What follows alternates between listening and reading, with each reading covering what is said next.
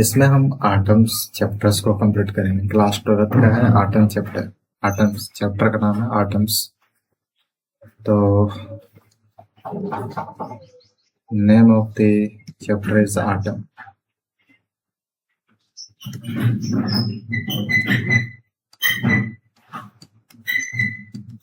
ठीक है।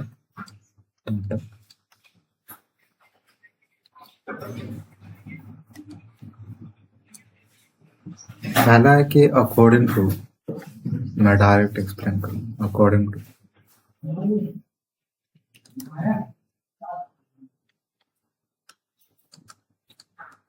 According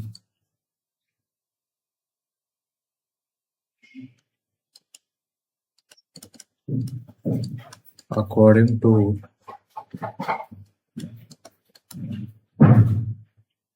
John Dalton. John Dalton इस पर्सन के द्वारा, इस पर्सन ने कहा, जॉन डाल्टन ने कहा कि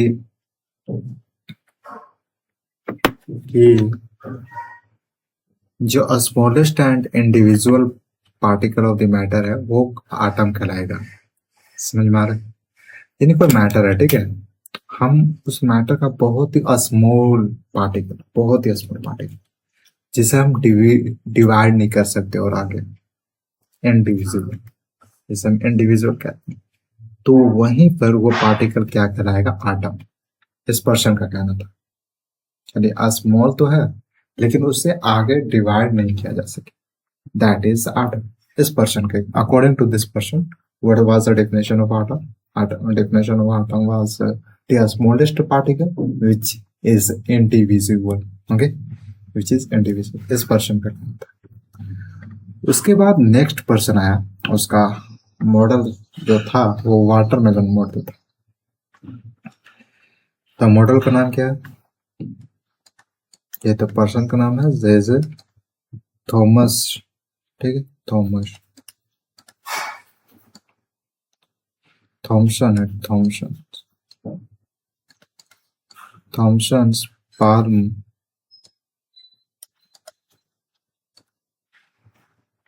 बर्डिंग बर्डिंग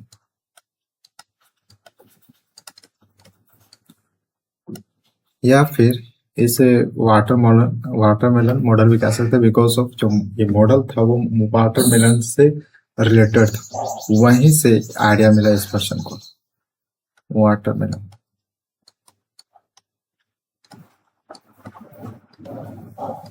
मॉडल, ठीक है। आप समझते हैं कि इस पर्सन का क्या कहना था उस टाइम में?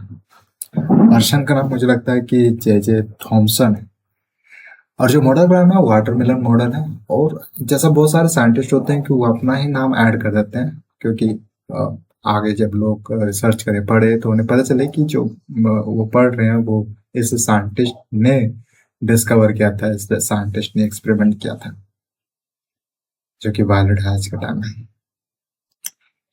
तो हमने जॉन जॉन डाल्टन का स्टेटमेंट पढ़ा। उनका कहना था कि the smallest particle of the matter, जो कि इंडिविजुअल, जिसे डिवाइड ना किया जा सके, वो आटम। ठीक है। फिर नेक्स्ट पर्सन आया जिसका मॉडल था वाटरमेलन। इनका कहना था कि एन आटम वो आटम है, is a sphere is a sphere of uniformly dense positive charge whose diameter is of the order of, मतलब diameter कितना है? 10⁻⁻10। in this negatively charged electrons are emitted, यानी उसी में इलेक्ट्रॉन्स भी है जो कि चार्ज्ड है, like seeds in the pulp of a watermelon। इसे अगर समझे, जैसे एक वाटरमेलन कुछ इस तरह से दिखता है, वाटरमेलन कुछ इस तरह से दिखता है, इससे भी क्या होता है कि ये जो साइड साइड में रेड कलर के होते हैं, ज्यादा पोर्शन तो रेड कलर का होता है इस साइड साइड में, लेकिन उसी में ब्लैक ब्लैक का शेड होता है। तो इस मॉडल का कहना था कि जो रेड कलर का है वो पॉजिटिवली चार्ज है, ठीक है, और जो ब्लैक कलर का वो इलेक्ट्रॉन है जो कि नेगेटिवली चार्ज। कुछ इस तरह का कहना था इस मॉडल का, ठीक है। In this negatively charge particles are emitted, और इसमें क्या है, इलेक्ट्रॉन्स भी है, प्रोटॉन्स भी है, ठीक, जो कि प्रोटॉन से पॉजिटिवली चार्ज है। जैसा कि हमें पता है कि इलेक्ट्रॉन्स क्या होते हैं कि वो न्यूक्लियॉन्स के अराउंड रिवॉल्व करते हैं, ऐसा इंफॉर्मेशन हमें पता है। पर इस वाटरमेलन में तो वो रिवॉल्व नहीं कर रहा होगा, जस्ट इसे लिंक किया गया, ठीक है। जहां तहां क्या होते हैं, सीड्स होते हैं। तो इस पर्सन ने भी यही कहा होगा कि जहां तहां सीड्स हैं वो इलेक्ट्रॉन्स हैं, और हम जानते हैं कि इलेक्ट्रॉन्स सिर्फ न्यूक्लियॉन्स के आसपास रिवॉल्व करते हैं।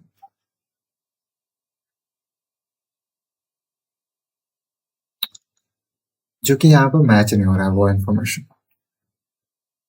फिर क्या आगे वो सेंटेंस है कि atom electrically neutral because the amount of negative charge and positive charge is equal. कहना ये था कि जितना भी इसमें पोर्शन है, जैसे रेड पोर्शन है और ब्लैक पोर्शन है, दोनों इक्वल है। जो कि रियलिटी ये होता है कि दोनों इक्वल नहीं होते, पर इस मॉडल का कहना था कि दोनों इक्वल होंगे, पॉजिटिवली और नेगेटिवली चार्ज, नेगेटिव चार्ज और पॉजिटिव चार्ज दोनों इक्वल होंगे। जैसे 50 है पॉजिटिव चार्ज और 50 है नेगेटिव चार्ज, दोनों इक्वल होना चाहिए। फिर इसके बाद हमारे पास आया Geiger and Marsden's alpha particle scattering experiment. Experiment आया है ना, इससे इस मॉडल से सिर्फ इतना समझना है, जैसे वाटरमेलन मॉडल है, ठीक है। अगर हम समरी के रूप में देखें तो वाटरमेलन मॉडल कहना चाहता है कि जो मॉडल एक वाटरमेलन से रिलेट किया गया, उससे वाटरमेलन में क्या होता है कि रेड पोर्शन होता है और ब्लैक कलर का सीड्स होता है, तो ब्लैक कलर का इलेक्ट्रॉन्स माना गया, कंसिडर किया गया, और जो रेड कलर पोर्शन है उसे प्रोटॉन्स कंसिडर किया। तो उस मॉडल में बताया गया कि जो पॉजिटिव चार्ज है, जैसे हम रेड पोर्शन को कंसिडर कर रहे हैं एज अ पॉजिटिव चार्ज, और ब्लैक सीड्स को हम कंसिडर कर रहे हैं एज अ नेगेटिव चार्ज, दोनों equal, the amount of negative charge and positive charge is equal. इस मॉडल का कहना था, इस मॉडल का ये बस इतना ही कहना था, ठीक है। ओके ओके, ये था वाटरमेलन मॉडल। फिर उसके बाद है नेक्स्ट एक्सपेरिमेंट, जो कि स्कैटरिंग एक्सपेरिमेंट है। ये 9th क्लास से पढ़ाया जाता है स्कैटरिंग एक्सपेरिमेंट, जिससे हमें पता चलता है कि क्या स्पेस एरिया है कि नहीं। अगर स्पेस एरिया होगा तो ऑफकोर्स वो light, alpha particle light direct जाएगा स्ट्रेट में। अगर नहीं होगा स्पेस तो या फिर डिफ्लेक्ट कर जाएगा ना 8 डिग्री एंगल पर। तो ये चीज पता चलता है जो हम आगे एक्सपेरिमेंट देखने जा रहे हैं। तो एक्सपेरिमेंट का नाम क्या है, GAIGER, एंड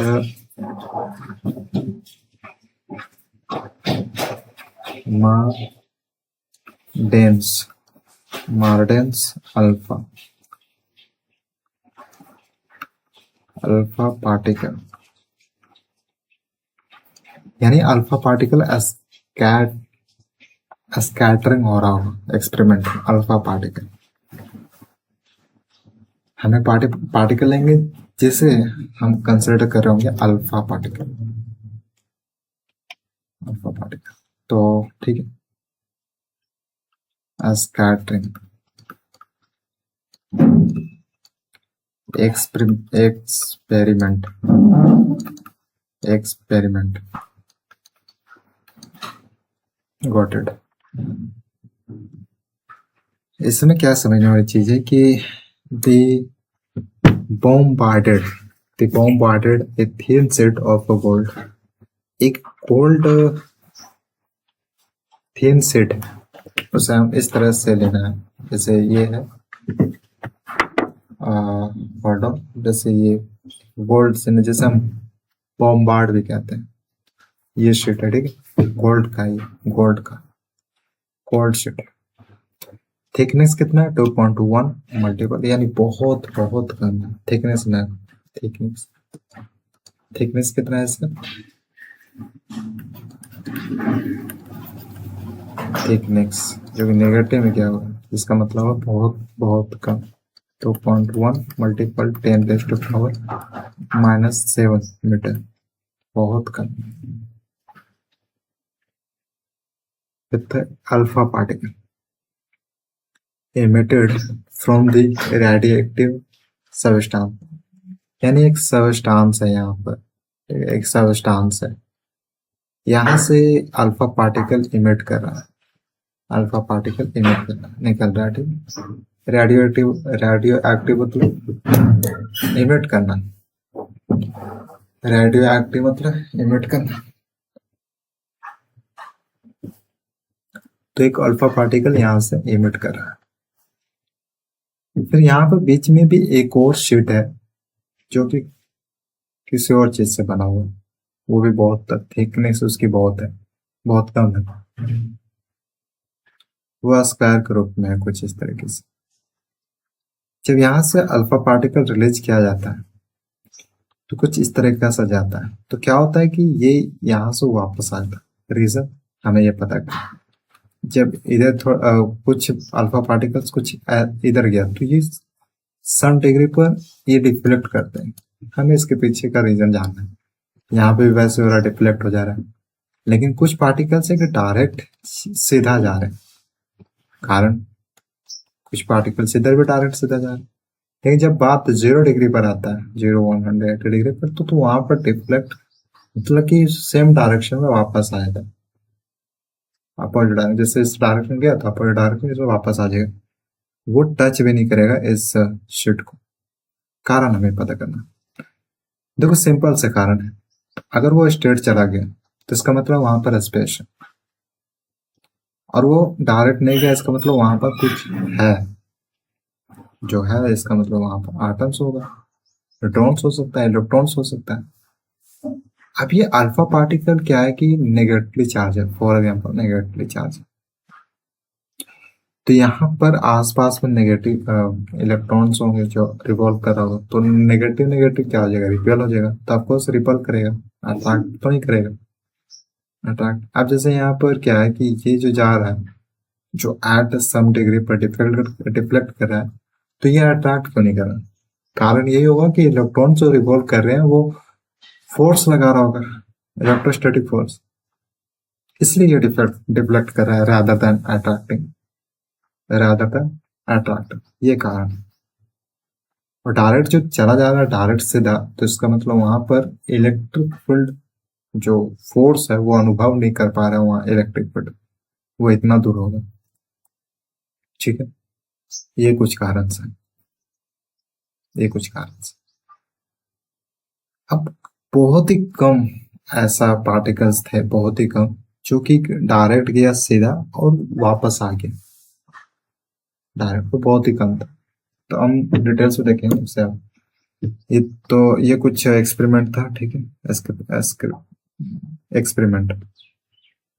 इस एक्सपेरिमेंट से ऑब्जर्वेशन देखा गया, जो कि मैंने एक्सप्लेन किया था, हम उससे अब कुछ वर्ड्स में लिखेंगे जो कि इम्पोर्टेंट है अपने आप में। ऑब्जर्वेशन क्या था,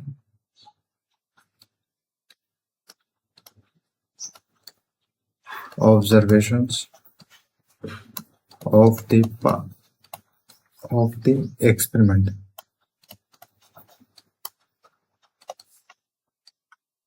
of the experiment, ठीक है। तो फर्स्ट चीज जो कि नोटिस किया गया वो था अबाउट 0.14%, यानी ये 1% भी नहीं, बहुत कम, ऑफ अल्फा पार्टिकल। जैसे मान लो कि अल्फा पार्टिकल 100 थे, तो उसमें से 0.14 मतलब बहुत ही कम अल्फा पार्टिकल नंबर्स, ठीक। तो यहाँ पर of alpha particles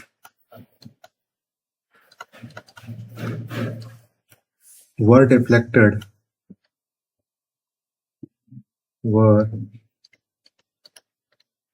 deflected by an angle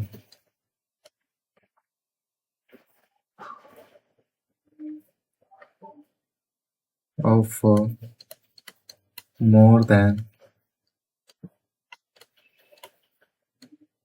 1 degree, 1 degree से ज्यादा भी वो डिफ्लेक्ट किया होगा। तो यानी इतने नंबर पार्टिकल्स, कितने नंबर पार्टिकल, इतने परसेंट नंबर पार्टिकल वो डिफ्लेक्ट किए मोर देन इतना डिग्री से, मोर देन इतना डिग्री से। ये पहला चीज नोटिस किया गया। फिर दूसरा ऑब्जर्वेशन देखा गया, दूसरा ऑब्जर्वेशन जो कि था अबाउट 1 in 800 पार्टिकल्स। टोटली इस एक्सपेरिमेंट में कहा गया कि 800 पार्टिकल्स है, उसमें से 1 particle was deflected by an angle of more than 90 degree, यानी 90 डिग्री से ज्यादा, 90 डिग्री से जो ज्यादा डिग्री पर था उस पर सिर्फ एक पार्टिकल, जैसे ये जो स्टेट वापस आया वो इसका बात है, about 1 in particles।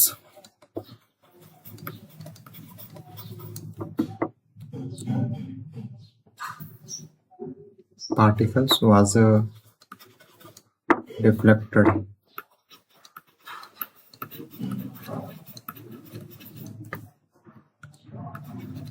by an angle of more than 90 degree, more than 90 degree. ठीक है, इससे जितना भी ज्यादा डिग्री था, जैसे 100, 120, तो सिर्फ एक पार्टिकल का क्या क्या, लेकिन रियलिटी में तो एक पार्टिकल तो नहीं हो सकता 180 डिग्री पर। तो ऐसा देखा गया कि इससे ज्यादा डिग्री पर सिर्फ एक पार्टिकल क्या किया, डिफ्लेक्ट किया। मतलब 800 पार्टिकल्स है तो उसमें से एक, जैसे 1600 पार्टिकल्स तो उसमें से 2 पार्टिकल। ठीक है, फिर तीसरा observation, 1 cut of many particle returns back at 1, only 1। जैसे मान लो 16,000 अल्फा पार्टिकल्स, तो उसमें से सिर्फ एक पार्टिकल क्या हुआ, अल्फा पार्टिकल, वो रिटर्न हुआ exact at the degree of 180, at the degree of 180। तो 1 आउट ऑफ, डिफरेंस इसमें देखना है, 1 out of many particles, many particles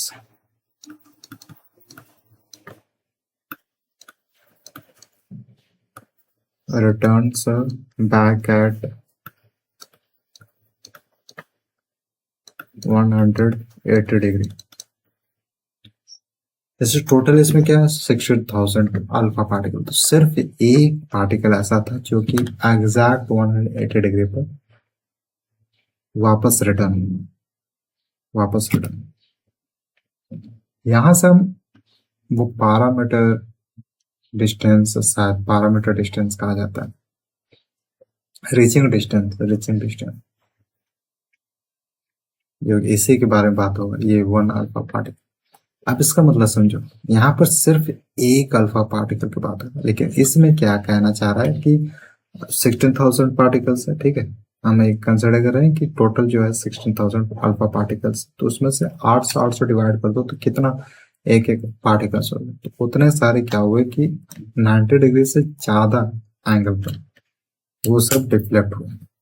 अब इसमें क्या हो रहा है कि अल्फा पार्टिकल्स थे तो उसमें से इतना परसेंट क्या हुए, 1 डिग्री से ज्यादा डिफ्लेक्ट हुए, 1 डिग्री से ज्यादा डिफ्लेक्ट हुए, और जो बचा वो डायरेक्ट डिफ्लेक्ट नहीं हुआ, वो डायरेक्ट चला गया सीधा, क्योंकि स्पेस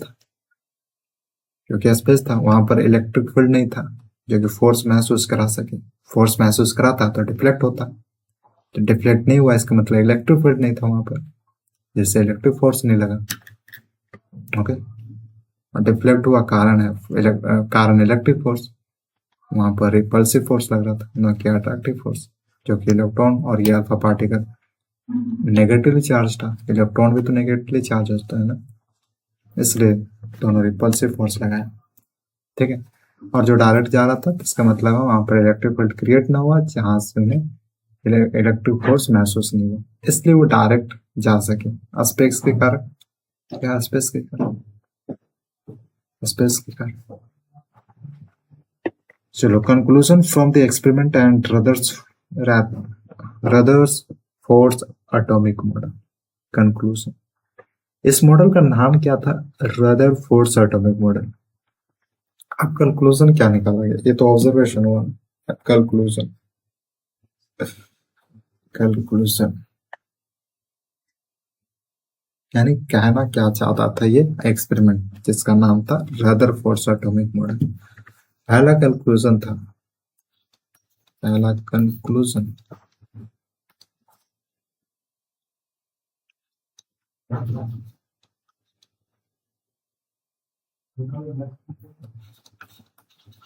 कंक्लूजन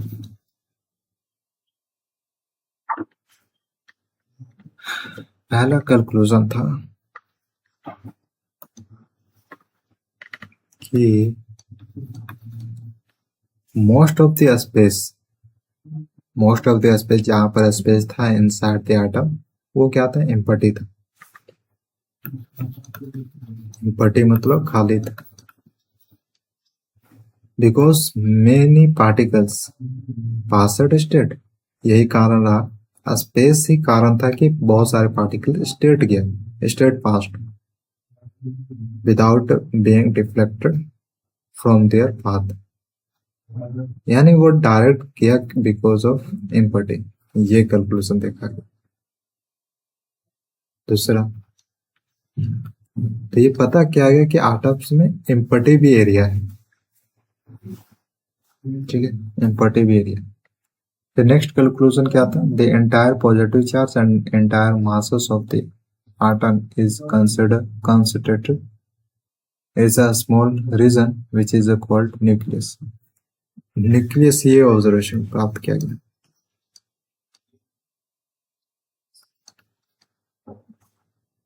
न्यूक्लियस यानी एक, जैसे ये आटम है, ठीक है, यहाँ पर सेंटर पर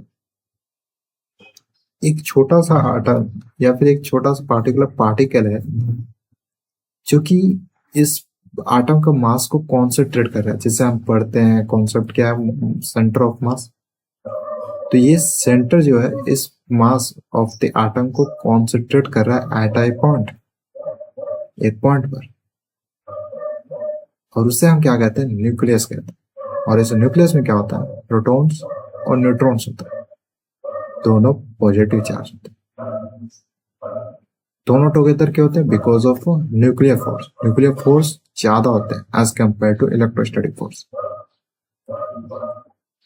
ठीक है, तो ये देखा गया कि जो यहाँ पर सेंटर पर एक अल्फा पार्टिकल था, अल्फा नहीं, एक पार्टिकल था, जैसे हम यहाँ पर न्यूक्लियस कह रहे हैं, तो यहाँ पर क्या कर रहा था? यही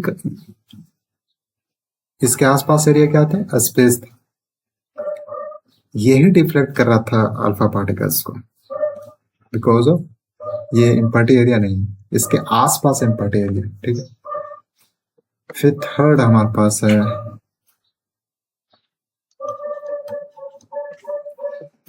the main reason for the scattering of alpha particle. जो अल्फा पार्टिकल स्कैटरिंग हो रहा था, रीजन था इस was coulomb repulsive force acting between the alpha particle and nucleus. यानी स्कैटरिंग बोलो या फिर देखो, इमिटिंग मतलब क्या हुआ कि उस सब्सटेंस से अल्फा पार्टिकल इमिट हो रहा था। स्कैटरिंग मतलब क्या हुआ कि इधर से इधर अलग अलग डायरेक्शन में जाना, जिसका मतलब डिफ्लेक्शन भी होता है। तो थर्ड कंक्लूजन ये था कि जो डिफ्लेक्शन कर रहा था उसका कारण था इलेक्ट्रोस्टैटिक फोर्स। अब यहाँ पर दो तरह का फोर्स लगेगा, रिपल्सिव और अट्रैक्टिव। ये डिपेंड करता है कि किस प्रकार का चार्ज है। दोनों तो नेगेटिव चार्ज था, तो ऑफकोर्स रिपल्सिव फोर्स लगेगा। इसलिए वो डिफ्लेक्ट कर रहा था रादर देन अट्रैक्टिंग।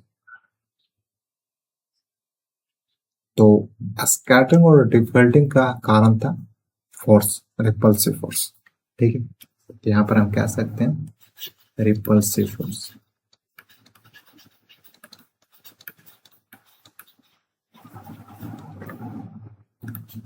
ठीक, नेक्स्ट हमारे पास है next calculation, electrons revolve around, हम जानते हैं। ठीक है, अब यहाँ पर इसके अराउंड जो इलेक्ट्रॉन्स रिवॉल्व कर रहा था, इलेक्ट्रॉन जो कि नेगेटिव चार्ज होता है, वही क्या कर रहा था, फोर्स लगा रहा था। और ये फोर्स तो नहीं लगाएगा क्योंकि इससे पहले नहीं, इससे इसके अराउंड कौन है, इलेक्ट्रॉन, तो पहले इलेक्ट्रॉन से वो मुकाबला करेगा। जब इलेक्ट्रॉन से इलेक्ट्रॉन हार जाएगा तब ये आएगा न्यूट्रॉन से, लेकिन यहाँ पर इलेक्ट्रॉन तो हारा नहीं, इलेक्ट्रॉन से हारा नहीं। तो इलेक्ट्रॉन और जो अल्फा पार्टिकल था दोनों नेगेटिव चार्ज थे। ठीक, तो फोर्थ में क्या है कि हम जानते हैं कि इलेक्ट्रॉन से रिवॉल्व करता है around the nucleus in circular orbit, in circular orbit. ठीक है, circular orbit. The necessary centripetal force is obtains from the attractive force acting between the, यानी सिंपल सी बात कही जाए, जो ये सर्कुलर ऑर्बिट बन रहा है, कारण क्या, सेंट्रिपिटल फोर्स किसके बीच में लग रहा है, इलेक्ट्रॉन्स और न्यूक्लियॉन्स के बीच में। तो इसका रिलेशन हम यहां से फाइंड आउट कर सकते हैं रिलेशन। तो ये चीज फाइंड आउट किया गया, F E electrostatic force is equal to FC centripetal force. यही कारण रहा कि सर्कुलर ऑर्बिट क्रिएट हो रहा था फॉर द इलेक्ट्रॉन्स, जो कि इलेक्ट्रॉन्स रिवॉल्व कर रहे थे अराउंड द न्यूक्लियस, न्यूक्लियॉन्स के अराउंड, न्यूक्लियॉन्स के अराउंड। फिर इसे ड्राइव किया गया। हम जानते हैं कि इलेक्ट्रोस्टैटिक फोर्स क्या होता है, 1/4π/0 into Q1 Q2 upon R square, upon R square. तो 1/4πε0 ZE। तो Q1 क्या है, ZE है एटॉमिक नंबर, और Q2 क्या है, इलेक्ट्रॉन्स है, ये इलेक्ट्रॉन्स। फिर R स्क्वायर डिस्टेंस कितना, तो R स्क्वायर। अब इसे जैसे हम सिंप्लीफाई करेंगे, हम जानते हैं कि ये जो वैल्यू है वो इलेक्ट्रोस्टैटिक फोर्स का है, और जो ये सेंट्रीपिटल फोर्स क्या होता है, mv square, mv square upon r, ये सेंट्रीपिटल फोर्स का वैल्यू। अब हमें यहाँ पर इसे सिंप्लीफाई करना, सिंप्लीफाई करने के बाद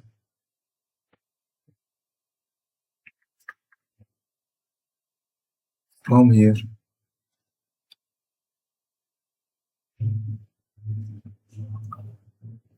ये आर एक अपवर्ड जाएगा तो आर से आर कट जाएगा।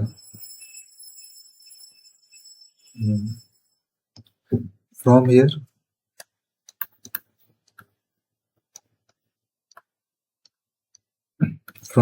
the radius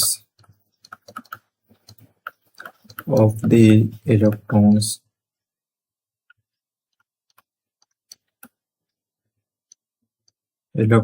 orbit, radius of the electrons orbit. अब हमारा फोकस रेडियस पर होगा, रेडियस पर, इस पर हम रेडियस फाइंड आउट करें। जैसे ही इसे सिंप्लीफाई करोगे तो हमें क्या मिलेगा, Z A square, because of A से ही मल्टीपल होगा तो ए स्क्वायर बन जाएगा, पर 4π, यहाँ पर 4πε0 एक कांस्टेंट है, ठीक है, एम भी कांस्टेंट है, और मुझे लगता है कि बी स्क्वायर ये वेरिएबल। फिर इसे और सिंप्लीफाई करने के बाद हमें मिलेगा M B square which is equal to Z E square upon 4πε0 R. ये आर का वैल्यू है, यहाँ पर एम बी स्क्वायर का वैल्यू है, एम बी स्क्वायर का वैल्यू है, और ये आर रेडियस का है। radius of the electrons orbit, ठीक, electrons orbit, energy of the electron. अब हमें पता करना है एनर्जी, इलेक्ट्रॉन की एनर्जी क्या है, एनर्जी ऑफ द इलेक्ट्रॉन,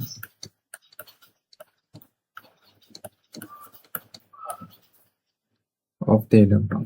तो हम जानते हैं कि टोटल एनर्जी क्या होता है, वो कंजर्व होता है, तो kinetic energy plus potential energy, यही तो है जो कि कांस्टेंट रहता है या फिर कंजर्व कहा जा सकता है, कंजर्व। तो k का वैल्यू क्या हो जाएगा, 1/2 mv²। पोटेंशियल एनर्जी हमारे पास है 1/4 पाई एप्सिलॉन ZE।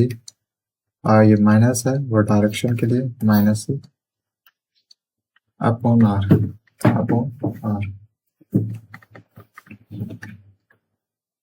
इसमें क्या होगा कि हमें इसे सिंप्लीफाई करना, बिकॉज दिस इज एडिशन। तो सिंप्लीफाई करने के बाद हमें एक चीज प्राप्त होगा, ZE² अपॉन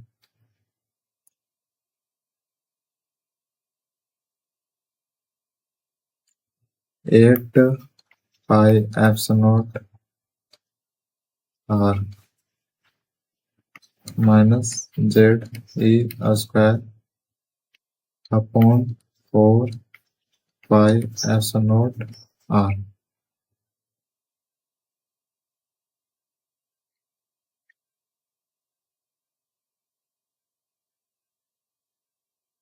जैसे यहाँ से सिंप्लीफाई करोगे, अब तो सब्ट्रैक्शन करने के बाद हमें एनर्जी प्राप्त होगा, जो कि टोटल एनर्जी हो जाएगा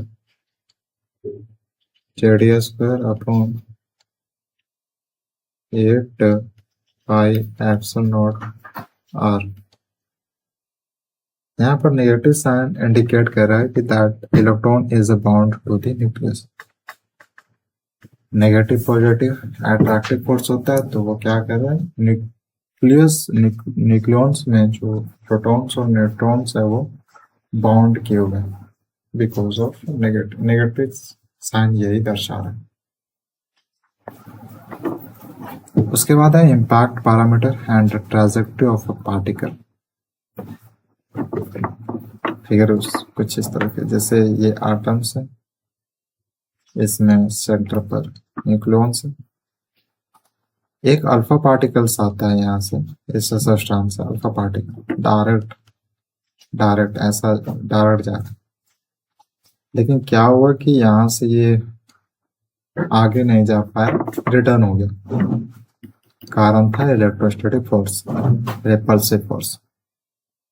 लेकिन कुछ पार्टिकल्स थे जो कि यहाँ पर सम डिग्री से रिफ्लेक्ट हुआ,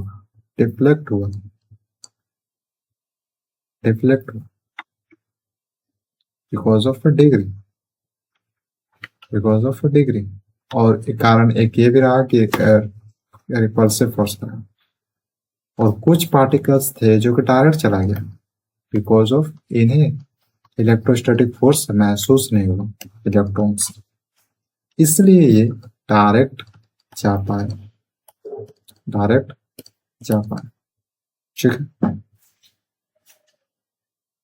तो ये जो इम्पैक्ट, जैसे इन दोनों के बीच में किसका इम्पैक्ट पड़ा, इसका इम्पैक्ट, तो इसे हम क्या कहेंगे, impact parameter and the alpha particle scattering experiment.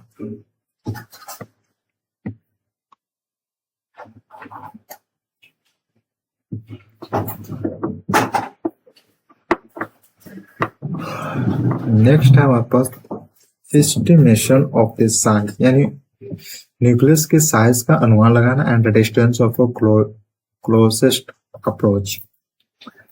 यानी जो एक अल्फा पार्टिकल था जो अप्रोच कर रहा था वो कितना डिस्टेंस कवर किया, that is what let's find out estimation.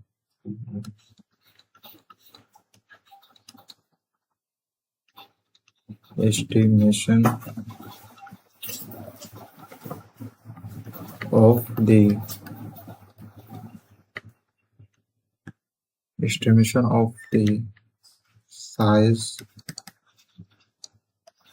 of the nucleus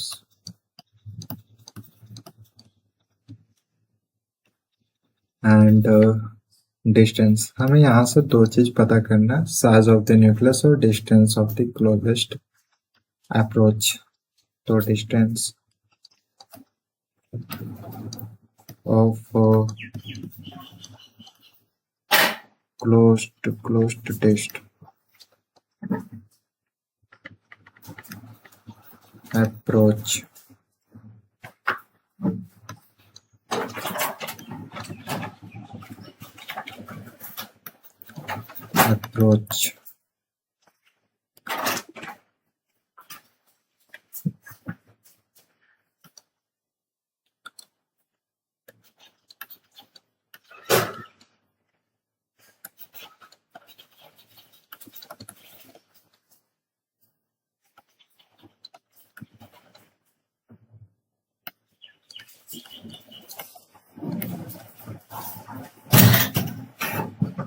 an alpha particle with maximum kinetic energy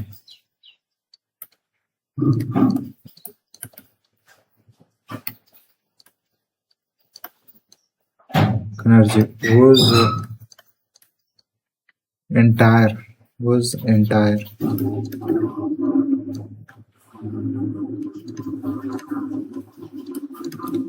kinetic energy is converted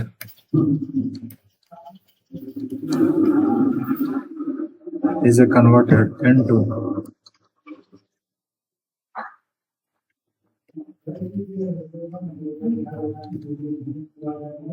potential energy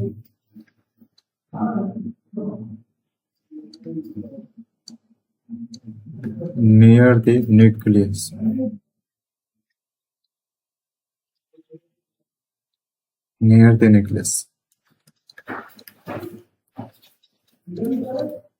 The distance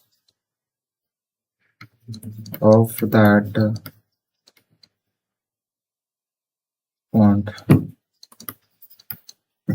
देखो, alpha particle with maximum kinetic energy, जो एक particle जिसके पास maximum kinetic energy था, इसका मतलब उसके पास maximum velocity था। Maximum kinetic energy कहने का मतलब maximum velocity. whose entire kinetic energy is converted into potential energy near the nucleus. क्या हुआ कि इनिशियली तो उसके पास बहुत सारा काइनेटिक एनर्जी, लेकिन जैसे ही वो नियर द न्यूक्लियस गया तो वो पोटेंशियल एनर्जी में कन्वर्ट हो गया for the 1 second, you can say few second, वो पोटेंशियल एनर्जी में कन्वर्ट हो गया। The distance of that point from the centre of the nucleus is called closest approach to the radius of the alpha particle। यानी alpha particle से लेकर कितना वो distance cover किया न्यूक्लियस के पास पहुंचने के लिए, उसी को हम बोलते हैं डिस्टेंस, क्लोजिंग डिस्टेंस। ठीक है, that determines the size. This determines the size.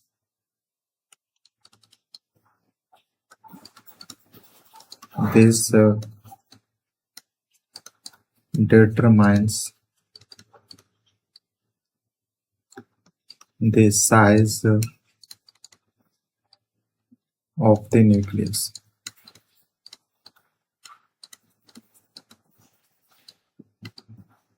In this state,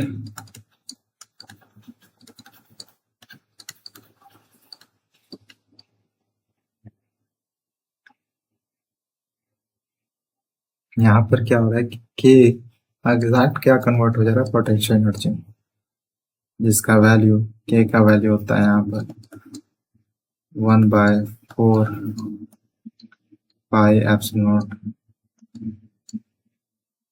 into ZE 1 electron, 2 electrons, 2 electrons upon R naught.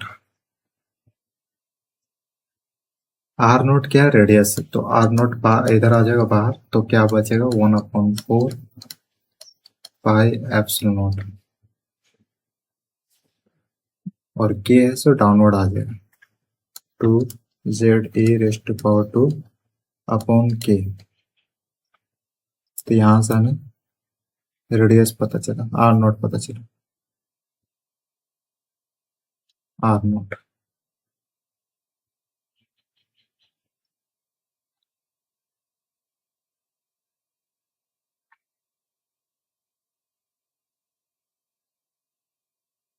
ये कंक्लूजन था। इसमें हमने क्लोजिंग डिस्टेंस फाइंड आउट पता करने की कोशिश की, फिर उसके बाद size size of the nucleus. इसके बाद हम देखा कि ऑब्जर्वेशन क्या मिला, कंक्लूजन क्या मिला। उसके बाद देखा गया कि ड्रॉबैक्स, कमी क्या थी, कमी, ड्रॉबैक्स।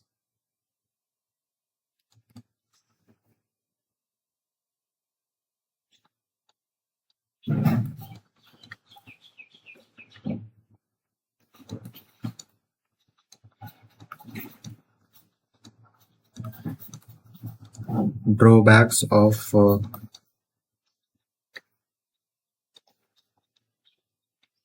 Rutherford's atomic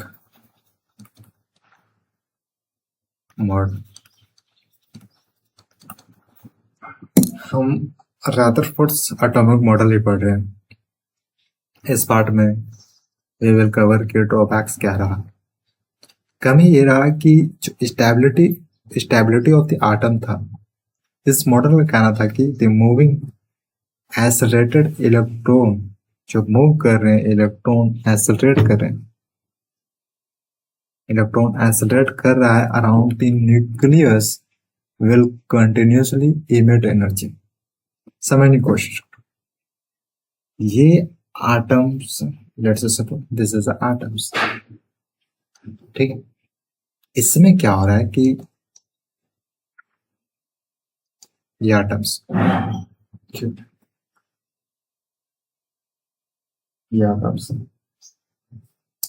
इसमें इलेक्ट्रॉन्स, लेट्स सपोज यहाँ पर इलेक्ट्रॉन्स, ये क्या कर रहा है? एक्सेलरेट कर रहा है, मूव तो कर रहा है लेकिन एक्सेलरेट कर रहा है, वेलोसिटी चेंज कर रहा है विथ रिस्पेक्ट टू टाइम।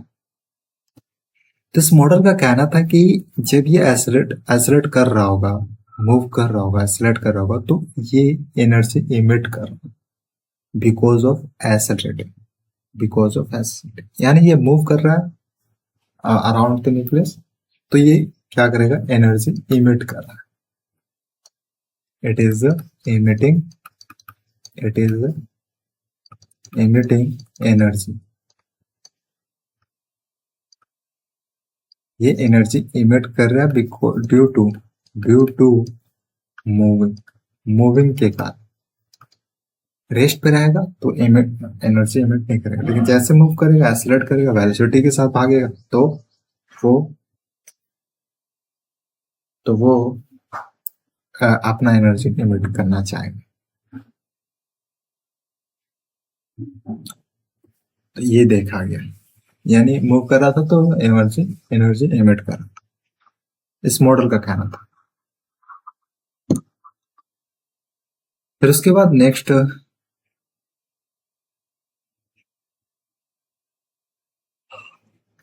क्या है? Explanation of the line spectrum of an atom, यानी एटम का स्पेक्ट्रम किस तरह का होगा। तो मॉडल कहना था लाइन स्पेक्ट्रम, एक लाइन पर ही उसके कलर्स पता चल रहे थे। When an accelerated electron continuously emits energy, जब एक इलेक्ट्रॉन जो कि एक्सेलरेट कर रहा है वो इमिट कर कंटिन्यूसली क्या कर रहा है? लगातार वो एनर्जी इमिट कर रहा है। So the emitted radiation should be of a continuous frequency and wavelength। तो क्या होना चाहिए, उसकी वेवलेंथ और फ्रीक्वेंसी भी कंटिन्यूस होना चाहिए। तो वेयर एज जबकि atoms atomic spectrum are line spectrum, तो यहाँ पर तो हमें सिर्फ जैसे इस तरह, तो यहाँ पर डायरेक्ट इस लाइन पर हमें मिल जा रहा है, लेकिन यहाँ पर कोई वेवलेंथ नहीं बन रहा, ये कमी था। फिर उसके बाद एटॉमिक स्पेक्ट्रम, हमारे पास एटॉमिक स्पेक्ट्रम, ये दो ड्रॉबैक्स थे। पहला क्या था कि जैसे वो मूव कर रहा है तो एनर्जी इमिट कर रहा है, रेस्ट में है तो एनर्जी इमिट नहीं कर रहा है। सेकेंड क्या था, जो स्पेक्ट्रम है वो लाइन स्पेक्ट्रम, अब मूव कर रहा तो वेव क्रिएट होगा, मूव कर रहा है, एक्सेलरेट कर रहा है, वेलोसिटी के साथ जा रहा है तो वेव क्रिएट होगा।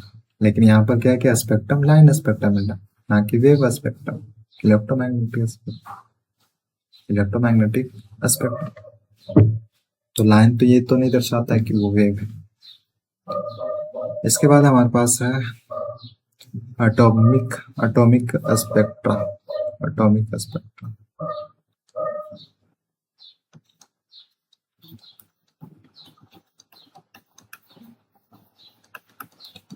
एटॉमिक स्पेक्ट्रा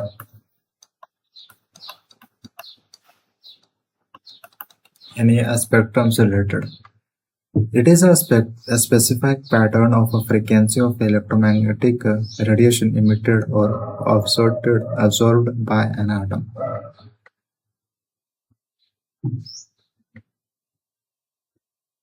ये एक प्रकार का स्पेक्ट्रम है जो कि एक पैटर्न देता है स्पेक्ट्रम का, एक ऐसा पैटर्न है।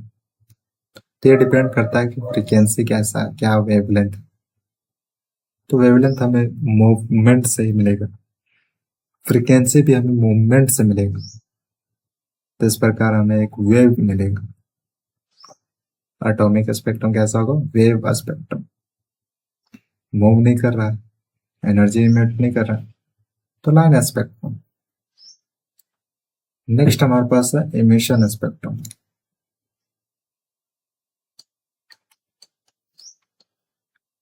इमिशन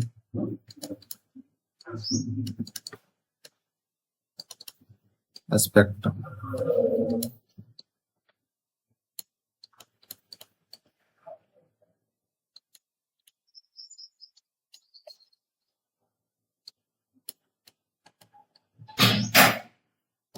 इमिशन स्पेक्ट्रम मतलब इमिट हो रहा स्पेक्ट्रम, जैसे इलेक्ट्रिक डिस्चार्ज, जैसे एक इलेक्ट्रिक डिस्चार्ज, इलेक्ट्रिक क्या हुआ, डिस्चार्ज हुआ, is passed through an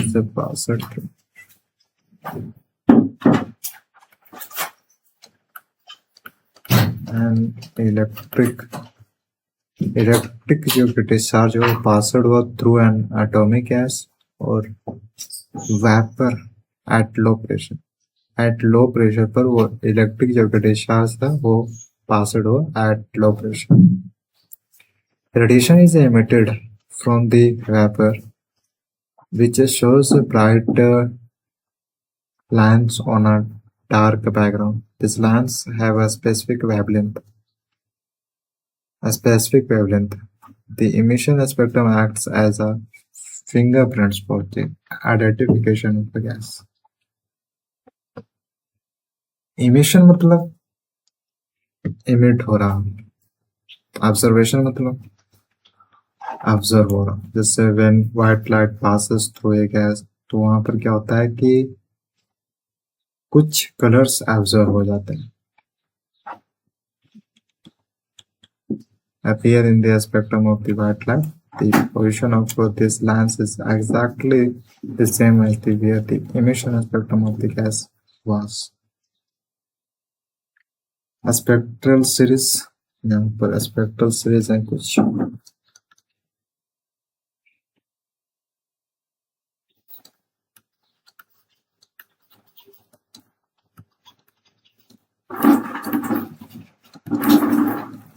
Spectral series.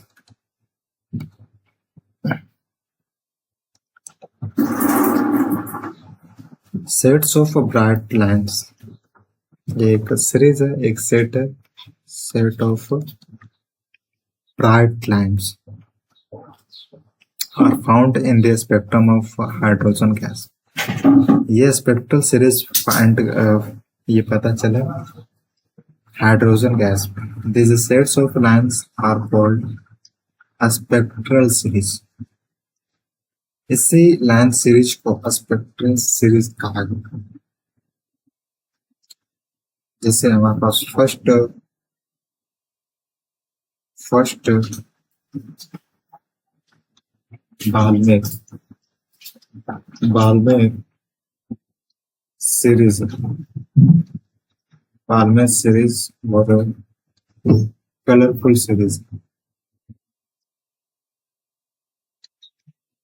Colourful series. इस सीरीज का कहना था बाल्मेर इज अ स्कूलर टीचर। बाल्मेर एक पर्सन था, तो Schuler teacher in Sweden. First, he saw a series in the visual region of the hydrogen spectrum. एक hydrogen spectrum में reason में उसने विजुअल रीजन देखा, which was named, जो कि नाम दिया गया बिकॉज कि इस पर्सन पालवर ने ये ऑब्जर्व किया, तो इस ऑब्जर्वेशन को पालवर बाल्मेर सीरीज कर दिया गया। He saw that on going from one side of the series to other the brightness and the distance between the spectrum and decreases. Distance जो था उनके between वो decrease कर रहा था। Each line has a definite wavelength. हर एक line के पास अपना एक definite wavelength होता है, in which the bright line has the longest wavelength. जो bright line था, bright कर रहा था, उसके पास का है, जैसे bright हो, ठीक है, और dark कलर। तो ब्राइट के पास क्या है कि हाईएस्ट वेवलेंथ इंक्रीज कर रहा था, जो कि हाईएस्ट ब्राइट, तो क्या हम कह सकते हैं लॉन्गेस्ट वेवलेंथ, ठीक है, लॉन्गेस्ट वेवलेंथ। लेकिन डार्क के पास क्या होगा, जो वेवलेंथ होगा वो शॉर्टेस्ट होगा, shortest wavelength shortest wavelength, okay, longest shortest shortest wavelength किसके पास होगा, डार्क के पास, और ब्राइट के पास लॉन्गेस्ट वेवलेंथ। तो इसे रखा गया बाद में से। हम वेवलेंथ को और रिप्रेजेंट करते हैं लेमडा से। इस लेमडा, इसका वैल्यू होता है R is equal to,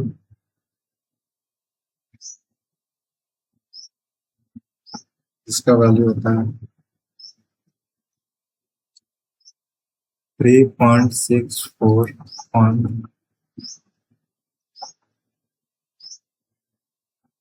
364.56 n square upon n square minus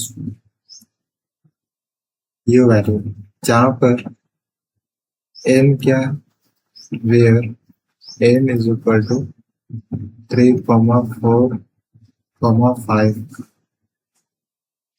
3 से स्टार्ट हुआ।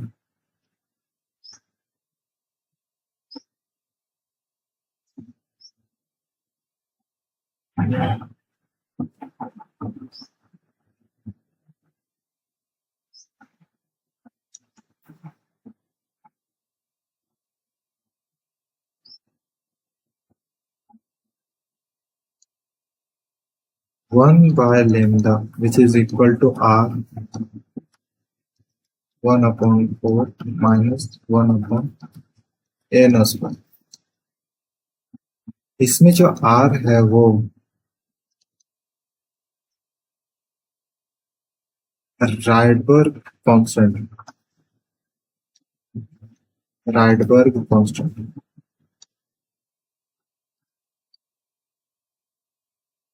राइडबर्ग कांस्टेंट, ये कांस्टेंट है।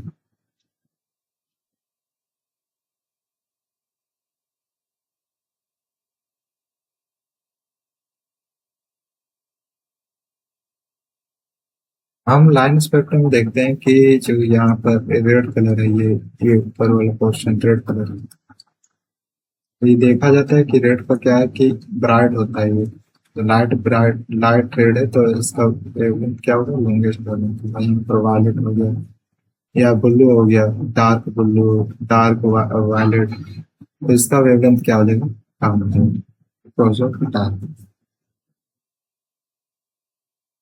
Because of dark.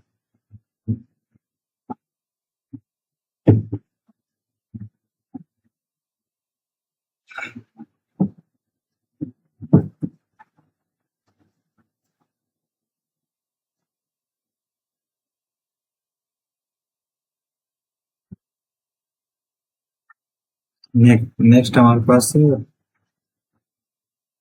Next model है according to Gauss model. According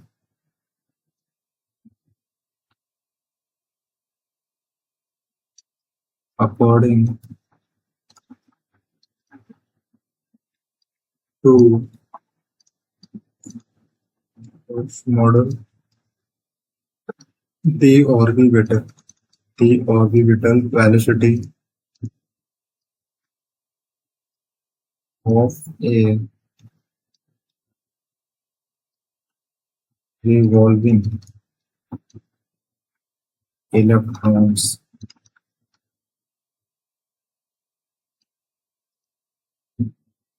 इसके अनुसार, इस मॉडल के अनुसार जो ऑर्बिटल और ऑर्बिटल वेलोसिटी, जैसे इलेक्ट्रॉन है तो वो ऑर्बिट में मूव कर रहा होगा, तो मूव कर रहा होगा तो किसी वेलोसिटी से मूव कर रहा होगा। तो रिवॉल्विंग रिवॉल्विंग इलेक्ट्रॉन्स की जो ऑर्बिटल वेलोसिटी है अकॉर्डिंग टू इस this model, what was the velocity. तो हमें यहाँ से एक सेंट्रीपिटल फोर्स मिलता है जो कि ऑर्बिट को बनाए रखा है एज अ सर्कुलर, तो कारण है centripetal force. Centripetal centripetal force जो कि इक्वल होता है M B square upon R R. हम जानते हैं कि ये इक्वल है इलेक्ट्रोस्टैटिक फोर्स की, 1/4 पाई एप्सिलॉन। और जेड ई है एटॉमिक नंबर और ये स्क्वायर है इलेक्ट्रॉन्स, आर एन। ये इक्वेशन नंबर 1 है जो कि सेंट्रीपिटल फोर्स है। From this second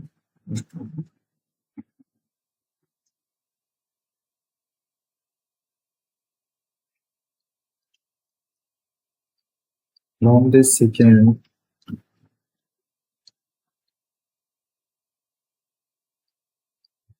postulate postulate यहाँ पर क्या था कि एम बी ए आर जो कि इक्वल था आर एच अपॉन 2 पाई। ये सेकेंड इक्वेशन है। तो अब equation number 1 and 2,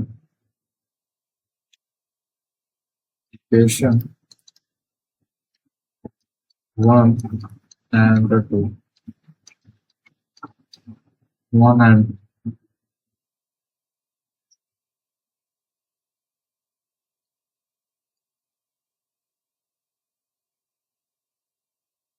are N multiple M B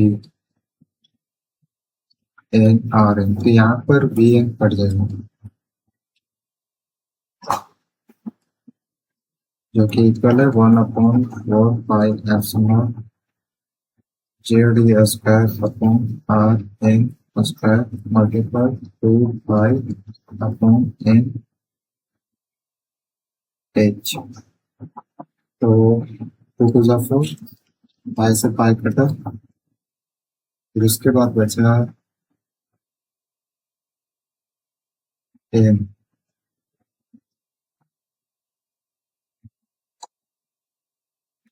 ठीक, यहाँ से हमें ऑर्बिटल वेलोसिटी मिलेगी B N which is equal to Z E square upon 2 pi epsilon N H. ये है orbital velocity of the revolving electron. जो इलेक्ट्रॉन्स रिवॉल्व कर रहा है उसका वेलोसिटी इतना है around the nucleus, around the nucleus. अब यहाँ से एक चीज पता करना है, यहाँ से एक चीज पता भी चल रहा है कि जो वी एम है वो डायरेक्टली प्रोपोर्शनल है जेड के और इनवर्सली प्रोपोर्शनल है एन के। यानी वी एम इंक्रीज होगा तो एन डिक्रीज होगा, अगर वी एम इंक्रीज होगा तो जेड भी इंक्रीज होगा, ये इसका मतलब है। यहाँ से डायरेक्टली और इनडायरेक्टली प्रोपोर्शनल पता चलता है। फॉर हाइड्रोजन, जैसे हाइड्रोजन का हम जानते हैं कि एटॉमिक नंबर 1 होता है, तो फॉर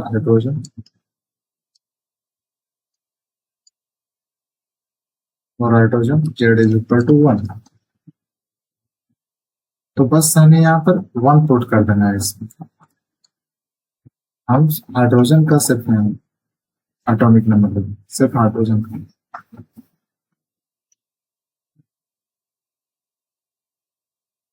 ठीक,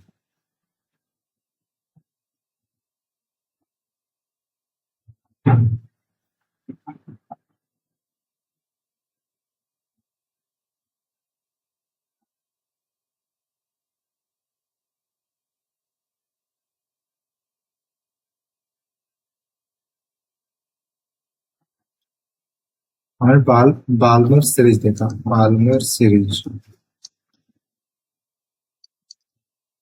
इसके बाद एक और है बेस सीरीज, फिर है पास्चन पास्चन सीरीज, फिर है ब्रैकेट सीरीज, फिर इसके बाद है डिफन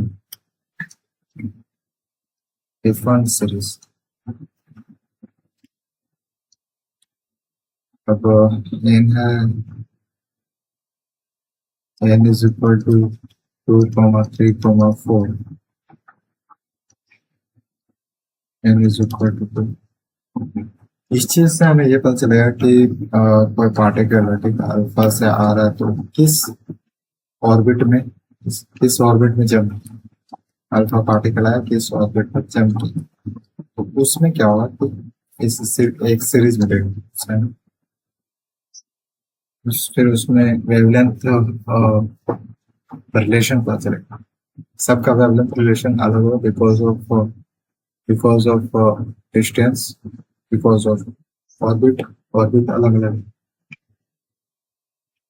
तो ये देखा गया कि जो बाल्मर सीरीज है वहां से हमें विजुअल, जैसे आज जो भी चीज हम देख पाते हैं तो कारण है बाल्मर सीरीज, इससे हम विजिबल करते हैं। और लाइमन सीरीज है वो हमें, इसमें क्या होता है कि अल्ट्रा वायलेट मिलता है, अल्ट्रा वायलेट जो कि डेंजर है फॉर ह्यूमन, ऐसा कहा है। फिर उसके बाद भाषण है, इसमें क्या होता है इंफ्रारेड, ये सिर्फ किड्स इंसेक्ट्स सिर्फ इसमें इंसेक्ट सिर्फ देख सकते इंफ्रारेड। फिर उसके बाद ब्रैकलेट भी है, इसमें भी इंफ्रारेड मिलता है, इंफ्रारेड, इसमें भी इंफ्रारेड। इसे डिटेल्स में किसी एक particular लेक्चर में कंप्लीट करें। फिलहाल के लिए this was a short explanation about the series, जिसमें हम विजुअल प्राप्त करते हैं अल्ट्रा वायलेट,